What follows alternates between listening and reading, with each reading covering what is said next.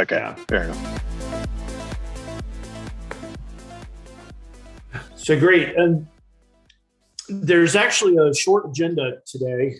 The first thing is somewhat informational, is that GrayMass is actually asked for a little extra time putting the RFP numbers together because they are responding to the list of components that they recommended, sent to the group, and got the feedback on that. So that's just as an FYI. I don't think that would be top of mind today anyway, given our other topics. The other two main topics today is around the faster finality RFP and the overall. Yves, do we want to give a summary or continuation of the Tuesday call about general finances? And I believe you have something that you would like to propose to the group around that, correct? Yes, before we move to that, just a question about process for extension of time for SDKs. To confirm, in this case, there's only GrayMass pitching, or they're the only people that essentially raise their hand for the bid. In the future, should there be multiple people, we would have to take that into consideration as to whether or not we want to allow an extension of time, correct? Whereas in this case, it's somewhat irrelevant. Okay. Yes, no, I would 100% agree with that. That our objective is to keep a neutral playing field. And so if everybody's given the same deadline and one team says, hey, we want you to extend, our initial response would be, no, you need to meet the deadline. Gotcha. Okay.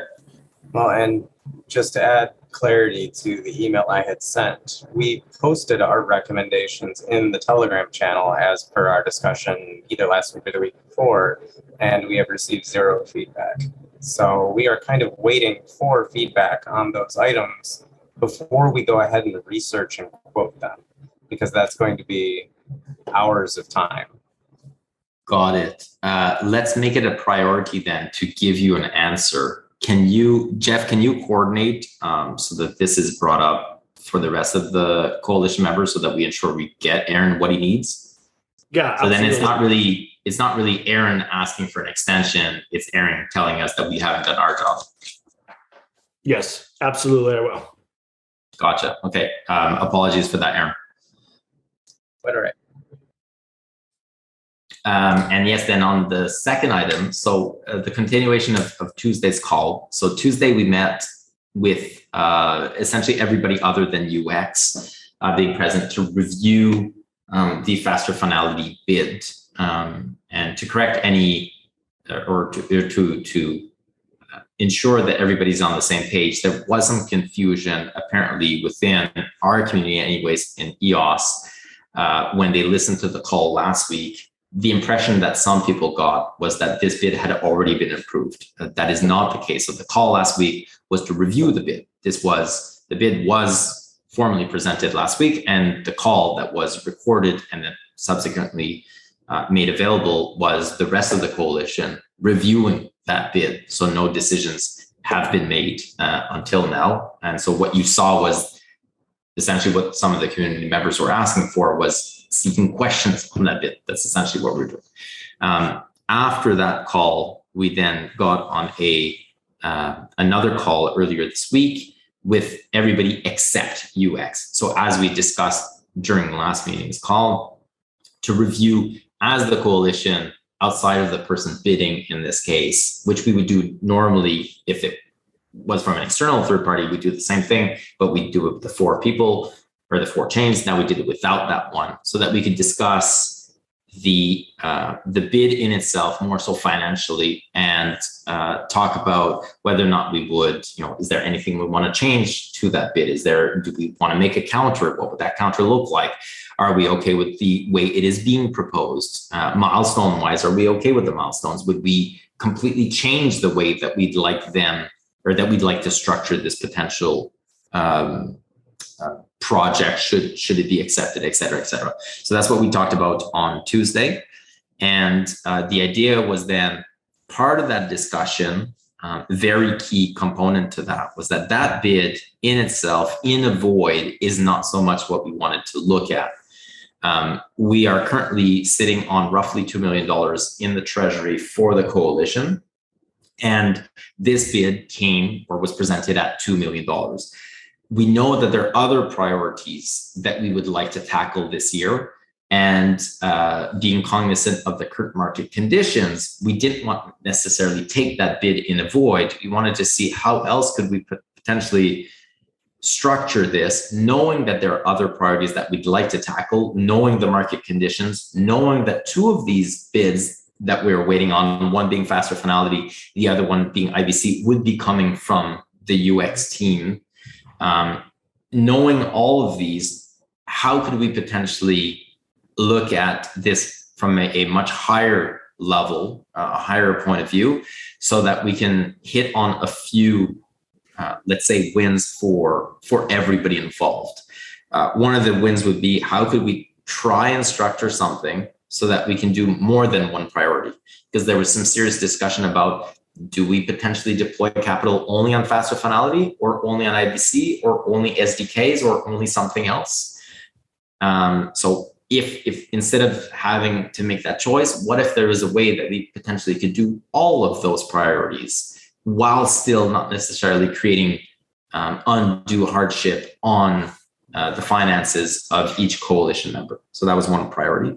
Another priority is, how could we meet our commitment that we set out when we created the coalition of deploying $8 million for the year in priorities, knowing what I just mentioned as well.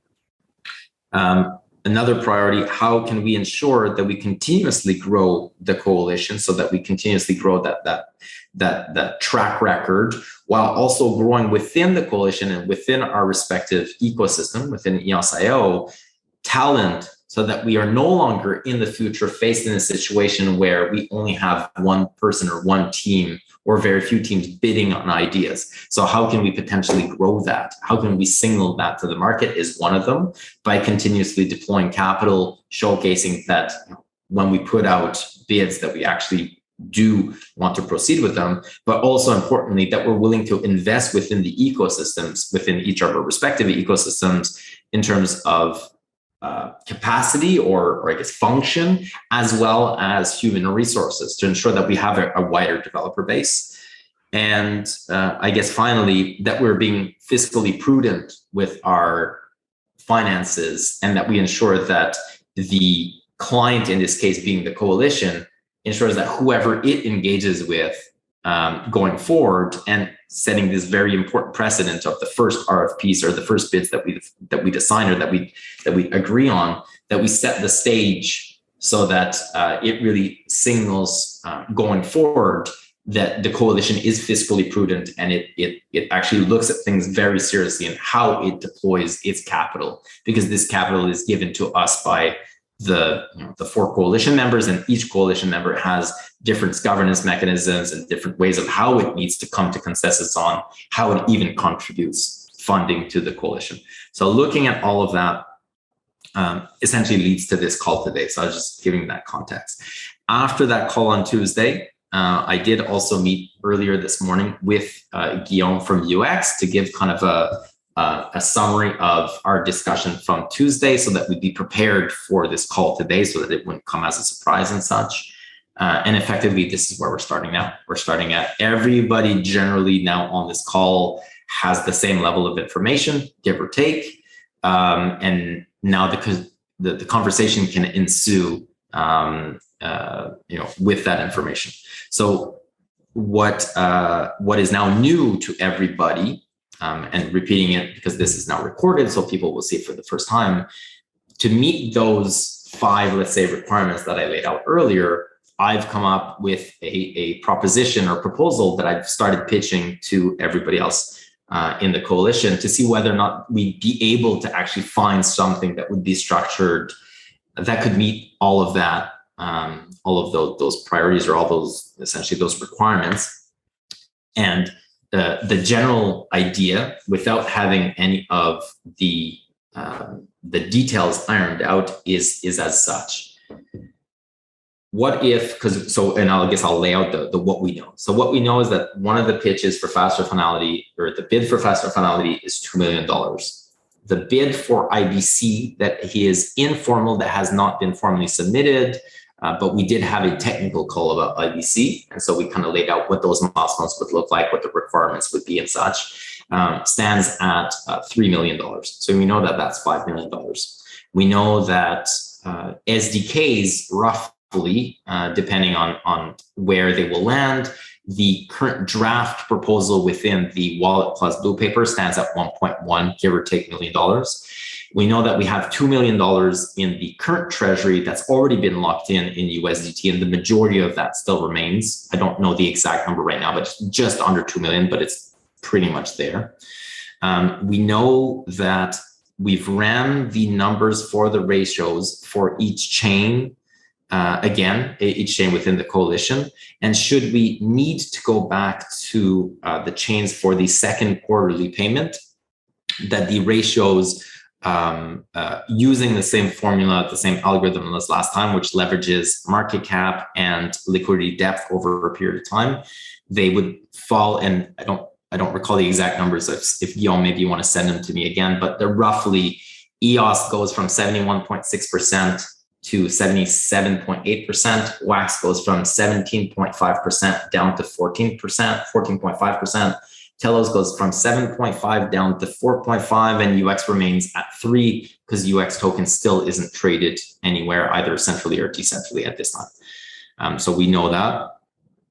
And so what that indicates is that although our respective chains have decreased in value proportionally to the rest of the market, roughly 30 or 40%, that the liquidity depth impacts much further TELOS and WAX than it does EOS in this case, because of the smaller liquidity pools out there. What else do we know? We also know, based on the bid that we submitted in faster finality, the ENF was one of the third-party contractors that was presented. And so we know, as the ENF and everybody else knows, what we were asking in terms of hourly rate for our principal engineer to fulfill a particular role within that pitch. And that stands at, that was at $350 an hour. So that's kind of a baseline that we knew of, and we know how we came to that number. So that impacts how we look at the other numbers that were proposed. We also know the cost at which the coalition, or the cost that the coalition pays for Jeff and or Kirsten for the project management / administrative functions within the coalition. So that's also something that we could use as a baseline. Anything else that we know? I'm just positioning everything so that we can then start off the discussion, everybody with the same information. I'll take the silence as a no. I think I laid everything out. So knowing all of this, what I've pitched to everybody is, what if instead of paying for faster finality and IBC by taking the formula that we have, giving out the same thing that we did last time, giving out or trading our respective tokens or swapping our respective tokens for USDT, putting that into a treasury, further amplifying or decreasing the liquidity pools that are currently affected in this market? What if UX was open to receiving those tokens, but in the actual token? So not selling the token. What if those tokens were vested for a period of time so that the funds could be sent, the work could be paid for, but the tokens themselves would not be sold, so it wouldn't create further downwards pressure on those respective tokens.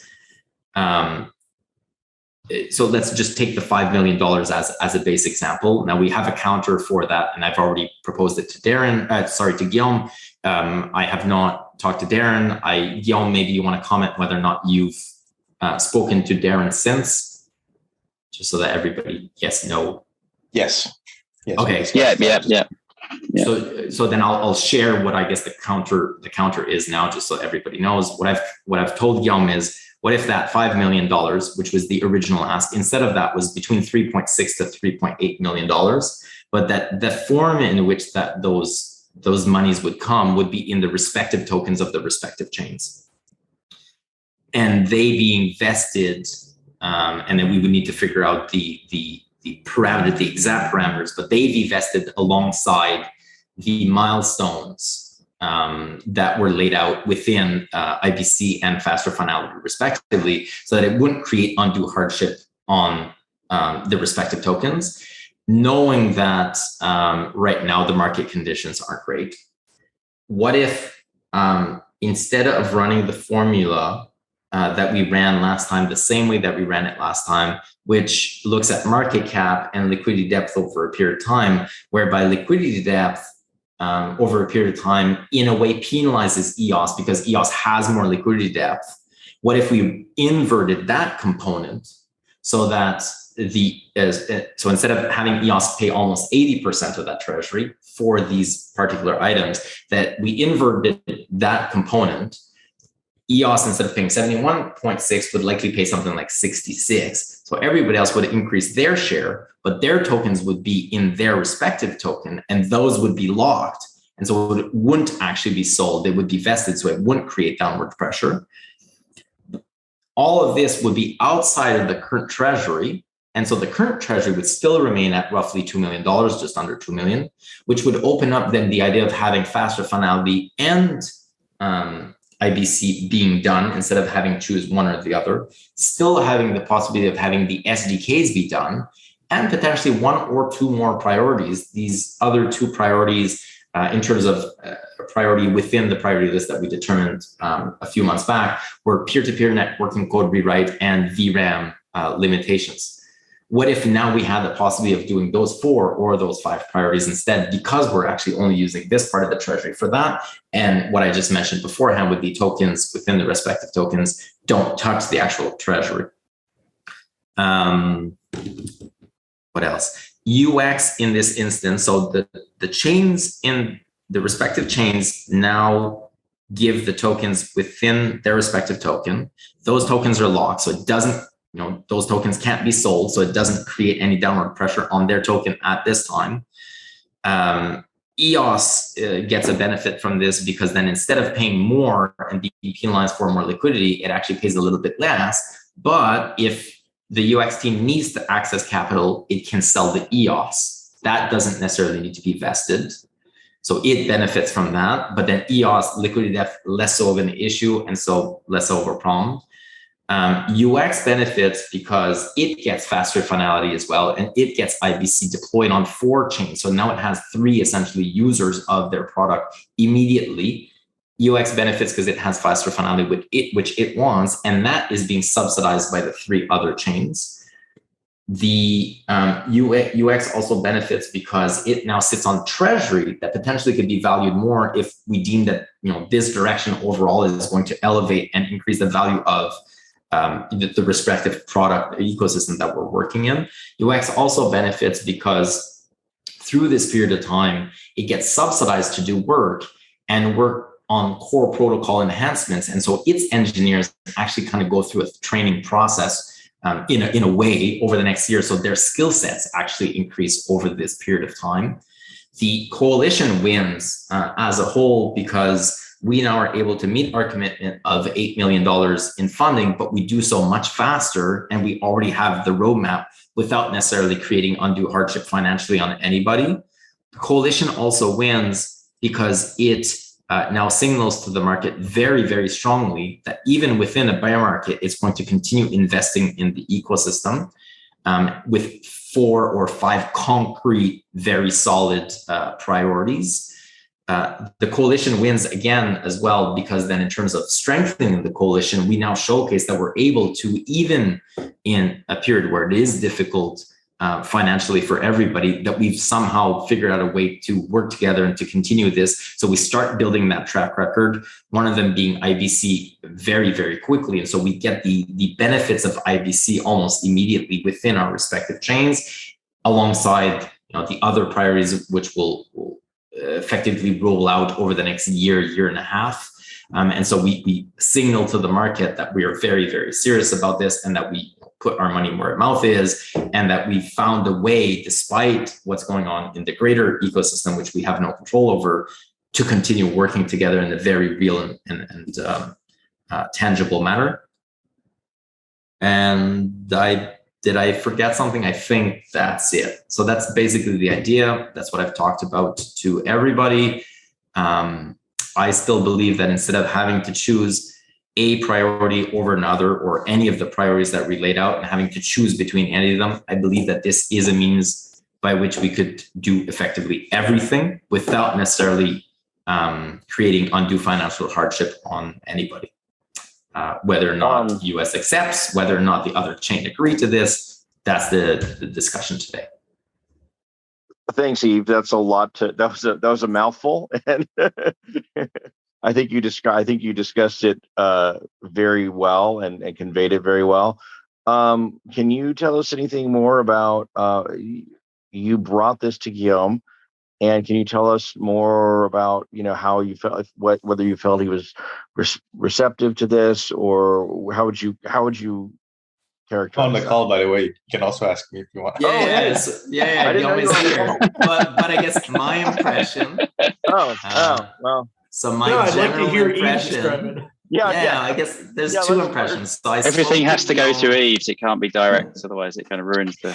But then it'll give color, because then Guillaume can explain. Because when I spoke to Guillaume, Darren wasn't there, and Darren, I have no idea what Darren thinks. And so when I originally pitched the idea to Guillaume in a void, without talking about the amount of $1.6 million instead of $2 million for Faster and Finality, so just talking about the general idea, my sense was that this was a possibility. But we both agreed that coming to the specifics was where we weren't at anywhere near. But that the general idea, if everybody agreed generally to this, then we could likely fall on something that worked for everybody. That was my sense of the first time I spoke to Guillaume about it. When I spoke to Guillaume about the $1.6 million today, and then the general idea of the $3.6 to $3.8 million, I did get a sense that there was some pushback there, and that there would likely be a counter to the counter. But I still generally got the sense that there's something there that we could likely work with as a whole. This is my sense. And now I'll let Guillaume, I guess, give his impression. Yeah, sorry, that was a weird question to ask. I didn't realize that Guillaume was on the call. So just before I answer, first of all, thanks, Yves. This is very much a very good summary of what I understood, and I think we're on the same page about what the counter meant. I just want to make sure that Jesse and Lucas, is that your understanding as well? Are you guys comfortable with that counter?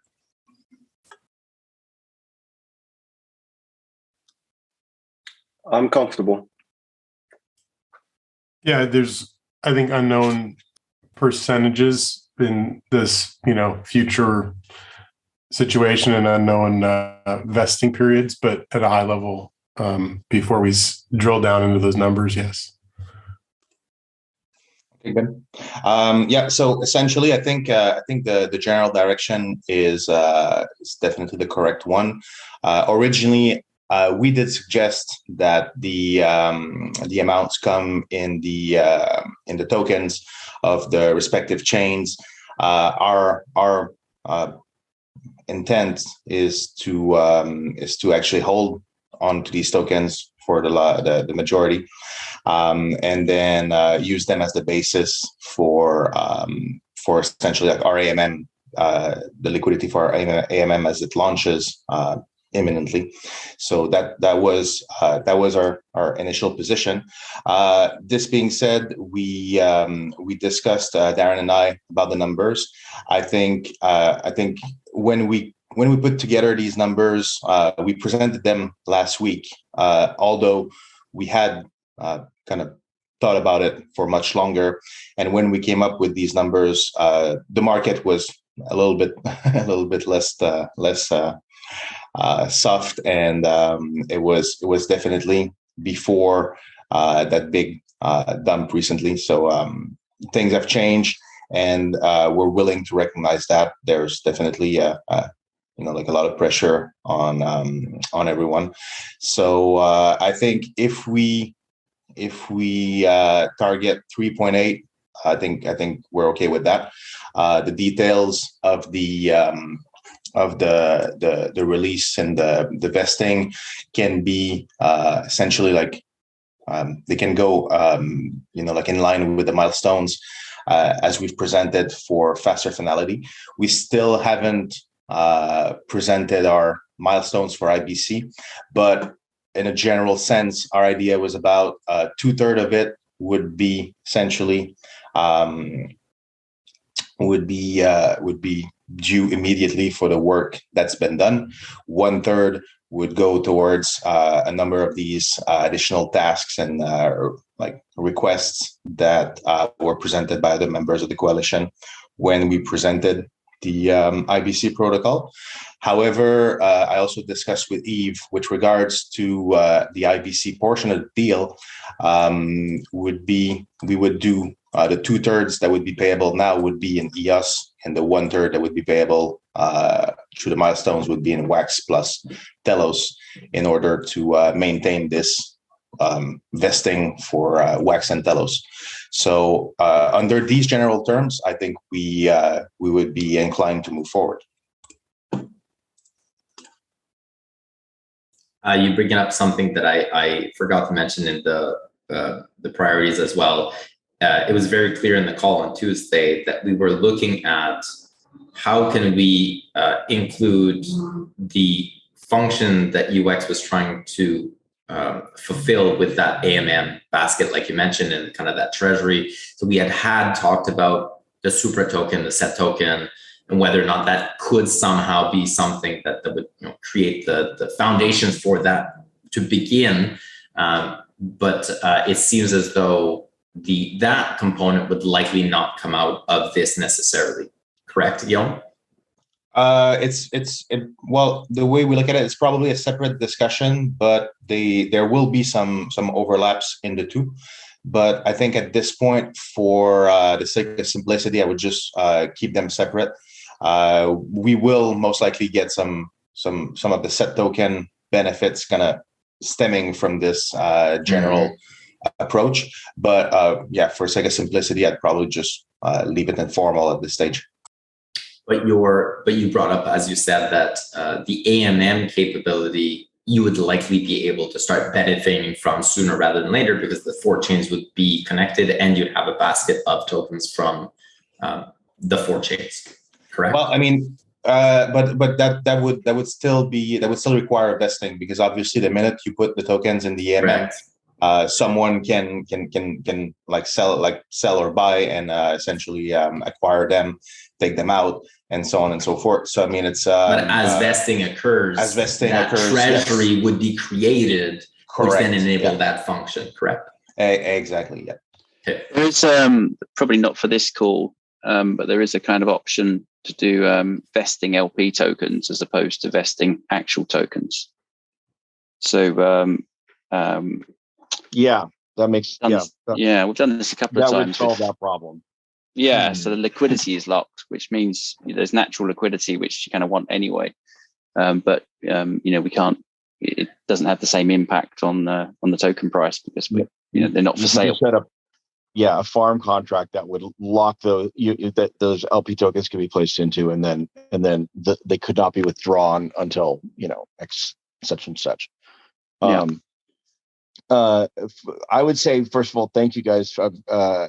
My primary concern in all this was that we, as important as I thought this was, that we do not blow our entire budget for the next 14 months on just this, right? Because there's other, just the initial proposal. So I like the fact that you're able to fold them to,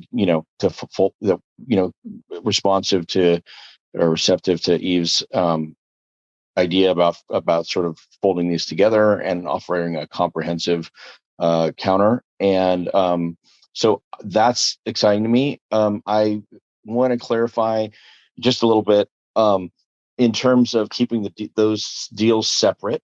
Is your position that they're just completely distinct deals, meaning any discussion we would have going forward on the like super token or anything along those lines, or are you saying, hey, we would like you guys to remember when we go down that road that we played ball on this, and so like, is there a sort of an informal, an informal sort of chip being placed or not? I'm fine either way, but if there is, I think we should memorialize that somehow, and I don't think there's anything wrong with doing that.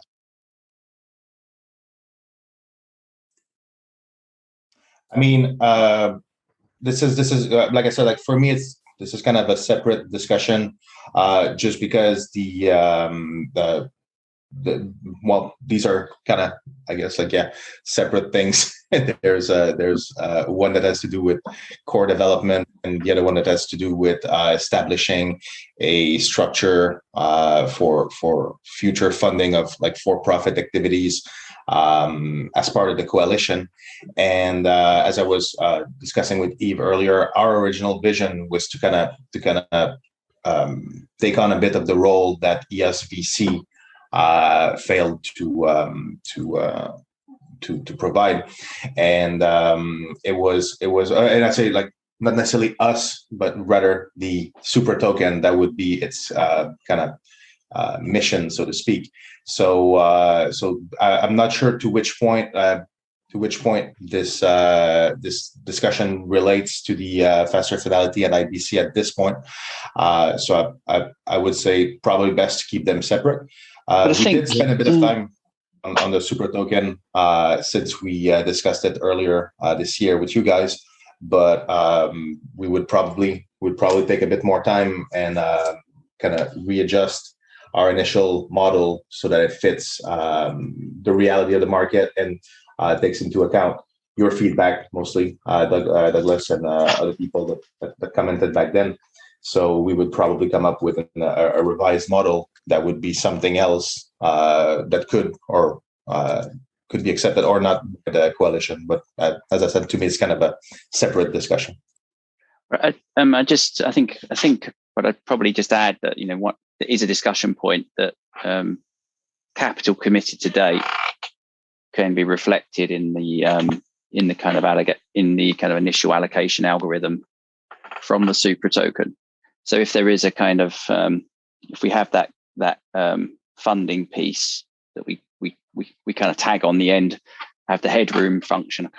It's been a while since I looked at it, but we have that headroom function which is designed to allocate tokens for code development or general on-chain economic development, I suppose. Then we can actually backdate some of that to the kind of money spent so far by the various chains or something like that. So I think we could, like, a coalition allocation for capital already committed. So there's ways of playing with that, but I think that's what, if I'm right, I think that's what you're saying, is it should be kind of recognize the work so far when we launch that token. Sure. I guess the main thing I was trying to address was, for TELOS, we will decide, but ultimately our community, on anything as important as that, our community will decide whether we would be able to, what we would be able to contribute and whatnot. And so I wanted to make sure we all have the same expectation around, good, basically the goodwill that's being created, probably on both sides by having some flexibility in how this deal is done, so that if 6 months from now that comes together, if there's an expectation that this is meant also in some way to create goodwill towards that. If then it's a memorialized. So when we go to our constituents, we can say, look, guys, we are not, this does not start from zero. There was a lot of, they provided a lot of additional tech at a price that, they were flexible in their initial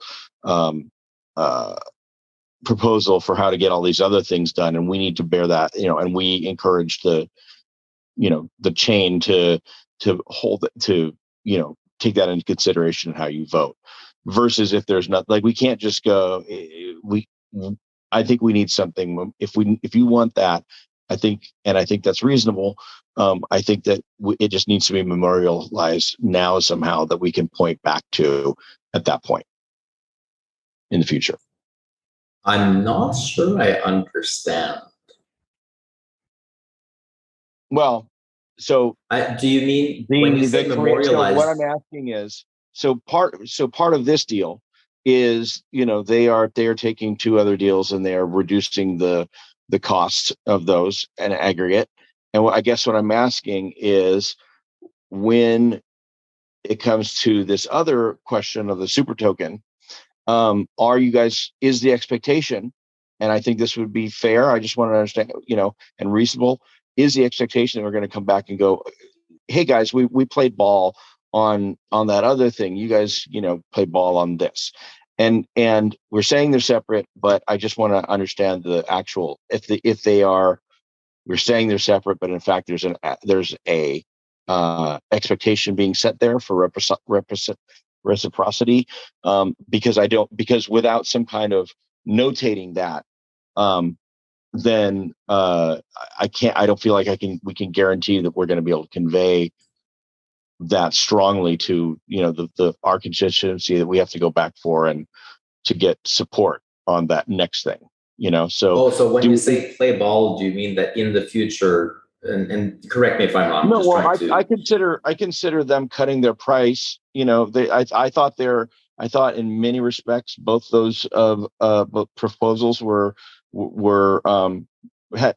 reasonable in and I don't think they were under any obligation to cut their price, but they are cutting their price. And I just want to understand if there's an expectation going forward that we're going to go, that's going to come into future negotiations. I have no problem if it does, but if it is going to, then let's memorialize it now, so that we don't. No, have it's later. not. I mean, okay. It's not. Sorry. Yeah, I was also, when I was pitching that to Guillaume, It's the right question to ask. that with the expectation that we owe them in the future. That was not at all what I was signing up for myself. Okay, can I just interject? Want to be clear on that, because I didn't want to set up an expectation that we didn't feel we could follow through on.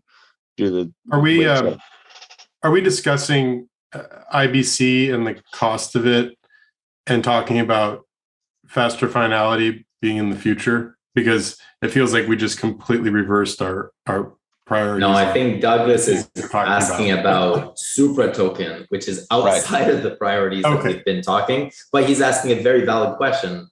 The question of, is the expectation now with what is being proposed that the rest of the coalition would effectively owe UX in the future? Should they at that time come back and ask the coalition, hey, we'd like to move forward with the Supra token, you owe us. I'm saying I did sign up for that. Darren confirmed that no, that's not their expectation, which is then outside of basically everything we've been talking about, the current priorities.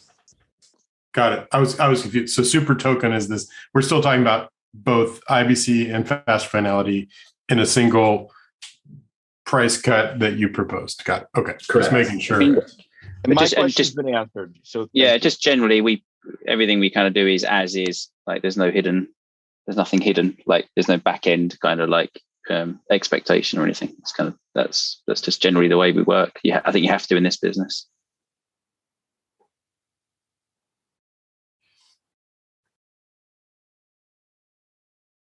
Is just so I understand as well, the Supra token was the aggregate of all four, right? And then the mention of the AMM and using the tokens. And I agree with what Douglas said. I would be in support of the vested tokens still being able to participate in an AMM, but the LP being locked. That's a creative way of doing it, and it lets things happen sooner with them. Liquidity is liquidity, but is the suggestion of the IBC enabling tokens to flow freely and an AMM coming imminently? Would the super token be how they trade in that AMM, or would they be traded individually in the AMM? No, they would be traded in the AMM, but any super token discussion is an add-on. It's not required, and it would likely come later. So okay, it's not, so they'd be trading in the AMM independently of each other, right? Right. They wouldn't be trading And as then, an aggregate super token. They'd be trading. If we did that, you would launch the AMM. We'd put the TELOS into a liquidity pool against UX, I'm assuming, or a stable coin or both, and lock the liquidity. But it would be TELOS paired with something else, not TELOS plus WAX plus EOS plus UX in a super token paired against something else.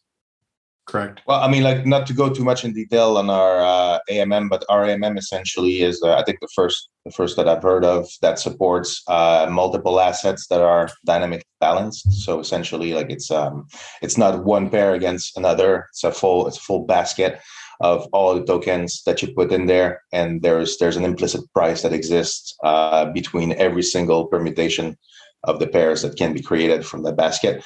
But in any case, if we go at that route, we would essentially, as Douglas and Darren were suggesting, we would lock the LP liquidity instead, and that would be vesting over a period of time, matching the milestones. So the liquidity could not be removed. Essentially, you could still trade the tokens against each other, but they would not.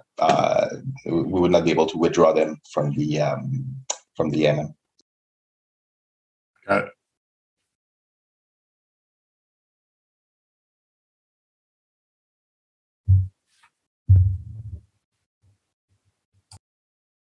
What are your thoughts, Lucas?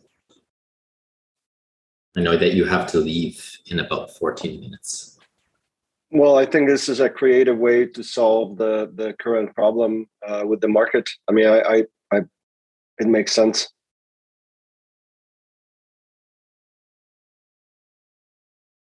Short and sweet. Yep. I mean, there's nothing. I mean, listen, the priorities are locked. We need to execute on these. I'm glad that Gnome looked at the request to reduce the price, and these guys did. We just have to now execute. So going forward, actual next steps. Would the coalition be comfortable that I guess it would be Darren, Guillaume, myself, and whoever else wants to join, that we start putting pen to paper on concretely what those parameters would look like, what that actually means, writing out essentially a contract, or really defining the exact parameters around this? Is that okay with everybody? Or if not, then what would be the next steps, I guess is my question.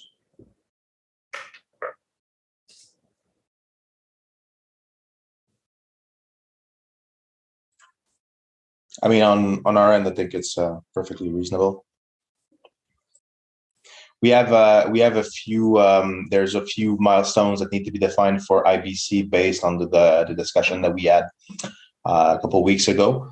But I can work on that, and we can review these with the group. So there's going to be a few things that we'll need to do. I guess one of the parameters that'll be key will be proposing running the algorithm again for the ratios based on market cap and liquidity depth, and then proposing that to the group with that inversion of liquidity depth, and seeing what that looks like. We haven't run the numbers. I don't know if Guillaume, Darren, you guys have run the numbers. I have not seen them. So seeing whether or not that makes sense and how that actually impacts the percentages, that would be one thing. Determining the milestones, which would be very key, but determining the milestones and the milestone payments and what that vesting period will look like. And if those tokens are vested at the onset and sent out at the onset, then having contracts in place to whether or not they're legal contracts or they are on-chain contracts, so that it prevents, or that everybody's good with it because there's a concrete, here's how the vesting works. There's no social agreement or anything like that. We know that those don't work out very well. So that would be one component. Also need to see whether or not, in terms of doing this, if there are any administration, logistics, legal things that we need to take into account. I have no idea if there are, but we can look into that. What else do you guys see needs to be done? But we would still need to figure out the other priorities. So this then, that would solve, I guess, the faster finality and IBC component potentially. We still need to go through the regular process though with the SDK, for example, bid, and still then that leaves us between $800,000-900,000 within the current treasury, depending on how much the SDK proposal comes in at. It still leaves us quite a bit of money to be able to handle a fourth or potentially even a fifth priority. So we would still continue on the RFP process, which has currently taken somewhat of a pause because we weren't even sure if we'd be able to do more. Now we'd re-engage that with potentially the two that I mentioned, peer-to-peer working code rewrite and VRAM limitations. And VRAM limitations, I did talk about the other day, and Lucas, I think you were gone by then. Something that came up, and maybe you and I can touch offline, and I could bring that up to you because I know that that was one of your top priorities. And there's something relevant to that I'll bring up. Maybe I'll send you a voicemail later. There has been no movement on that for the rest of you who know what I'm talking about. And yes, I'm being very cryptic for a reason. So I'll leave you a message, Lucas, and let you know. Sounds good. But yes, it would be doing the RFPs for that, potentially if they're required, and seeing what would that cost, so that we could potentially have 4 or 5 priorities. And then doing all the communications around this. So Brandon, Zach, getting everything in line so that we can communicate to the community, what does this even mean? Because as you saw, it took me about half an hour to even explain all of this. And so really boiling that down as simple as, bullet point, very concrete as possible. And then basically then going out to our each respective chains and getting the buy-in in whatever way that we need to do, so that we can then execute on this within a reasonable amount of time. Does that sound reasonable to everybody?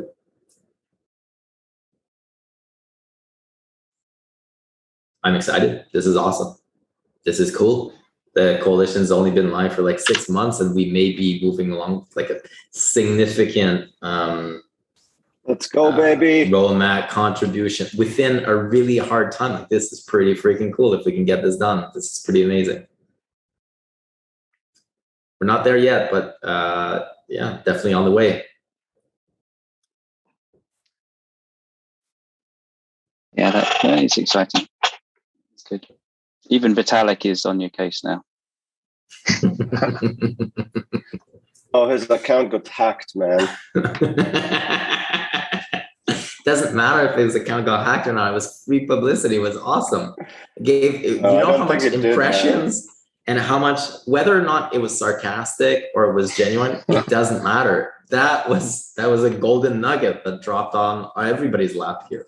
Dude, I was laughing just from all these conspiracy theories. Of course. From the ETH maximalists. Of course. We even had a poll yesterday in our EOS Fireside chat, very informal, but whether or not people thought that it was sarcastic or it was real. And I was like, it doesn't matter. Who wants to vote for it? Doesn't matter, because we were able to get tons of traction on EOSIO because of that. Everybody got, a boost in media attention and an opportunity to be able to showcase that your products are awesome. So we saw tons of engagement on that because of that. So yeah, do that more often. Go for it. I'm good with that. Any movement? Oh, actually, maybe report. We did skip this at the beginning, Jeff. Report on branding. We, as the branding subcommittee, met with Word again. Was it earlier in the week? Yeah, I think it was Monday this week. we went through, or we started working on the values, the values and I guess the values proposal, because part of what is going to be coming out when the branding assets come out. So on top of the logo, the design, the visuals and such, there's also the written words that go alongside that. So what are our mission values? How do we position the messaging around that brand, et cetera? So we had a call with Word on Monday to really dive deep into that part. We are now coordinating 2 calls for next week to continue down that path. One where they will present, I believe, if not mistaken, Justin, I guess you could confirm. One is they'll be presenting maybe graphics or visuals, and the other one will be again more so on messaging. Correct? I think that's the case. I'll have to double check. Unless it's one single meeting. I'm pretty sure there's 2 meetings. Yeah, no. So messaging architecture is one, and visual identity is the other. The first round of visual identity is looking for the end of the week, and the follow-up on messaging architecture at the beginning of the week. So that's where we're at with that I hadn't file. seen the latest. So that's cool. Also coming along. And I think Douglas had given a very high-level idea of roadmap for when this would be out, and I think we're still on track with that, where at this point, people, maybe 3 weeks from now, 3 to 4 weeks from now, where maybe we'd be ready to release publicly, give or take, no commitment. So maybe in 2 weeks, we'd be able to showcase to this group the first iteration of messaging and visual identity. Right. It comes down to how many rounds of review and how efficient those can be effectively. Yeah, no, I know you know that, but for everybody else. So I think 2 to 3 weeks is pretty reasonable at this point. And since we haven't felt, I do think we should just come out with a really strong proposal, and that means a strong presentation to the community. And I think that is going to have to include something of a website, landing page at the very least. So we'll have to factor that in as well. Which, if we want to do something, Justin, you said you would handle, correct? Yeah, I think we can definitely take care of it. If we wanted to do something more kind of visual or has like background graphics, because we're pretty much going to be taking a lot of what is produced and then just putting that within a frame, essentially, which is good. It's going to be a nice landing page, I'm sure, but there's like a step beyond that we could do, but we'd probably need to send that to an agency or something. Yeah, every website I've ever worked on has taken longer than even and maybe it's me, but it's taken longer to come out than the initial proposal, and I think that's pretty common. We did get the domain transferred, and I already finished the website. If you want to check it out, just go ahead and look. Oh, go Jesse, go Justin! By the way, awesome job on getting that, you guys. Very, very exciting. So there's already a website up? Oh, there is. Gotta have a little fun sometimes. Anyway, I want to make sure DNS and domains all working, and it was a good test. It didn't take all but 5 minutes. So that took you 5 minutes? That's a long time. Does it have that meme? Does it have the meme we can all expect? Yeah. Yes. Yeah. Good man. That's literally all it has. That's all it has. No, actually it has 2 things. The title bar, so the actual name of the website is, I guess, the second thing. Yeah. Is there anything else then on the agenda for today? I think this is one of I didn't expect this to go this fast. Lucas, you might actually leave when the meeting ends today. Is there anything else? Yeah, I know. Is there anything else on the agenda, Jeff? No, there's because some of the open items, because as I said last week, Kirsten has been under the weather, so he and I owe you guys a couple things of lower priority, like quality assurance and qualifications of, the testing and acceptance strategy. We were talking about things like acceptance by 3 VPs and things of that nature, but we just haven't really gotten into it because unfortunately, He's been under the weather, but other than that, I think we're good. Awesome.